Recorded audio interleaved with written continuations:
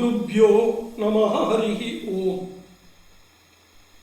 முக்கியமா 3 நெறிகள் இருக்கின்றன. ஒன்று வேத நெறி, இரண்டாவது அறநெறி, மூன்றாவது தவநெறி.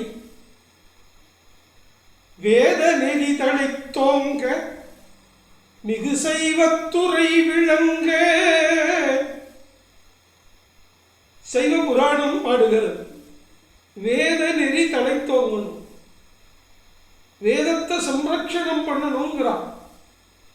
தமிழ்நாட்டில் மகாபெரிவாதான் வேதத்தை இன்னைக்கும் வாழ வச்சுட்டு இருக்கா. அடுத்தது அறநெறி. அதில் அறம்னா தர்மம். எது தர்மம்?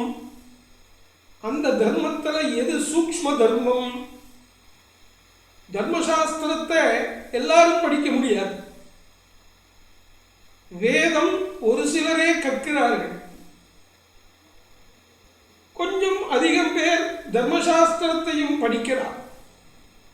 ஆனால் எல்லாருமே வேதத்தையோ தர்மசாஸ்திரத்தையோ படிச்சுட்டு அதன்படி வாழ்றதுங்கிறது ரொம்ப சிரமம்.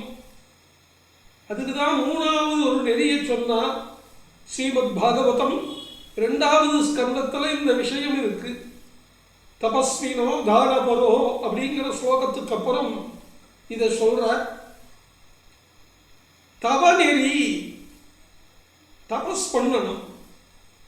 தபஸ்வாத்தியாய நிரதம் அப்படின்னு வால்மீகி ராமாயணம் ஆரம்பம் ஆறது. தபஸ் பண்ணணும். எது தவம்?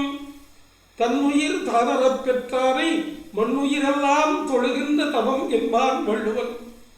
புலனடக்கம், ஒழுக்கம் தவறாது, அறநெறி தவறாது, வேதநெறி தவறாது, பெரியோர்கள் சொல் கேட்டு காலங்காலமாக வந்திருக்கிற தர்மத்தை ஒவ்வொரு மனிதனும் காப்பாற்றுறதுங்கிறது இருக்கே, அதுதான் தவநெறி.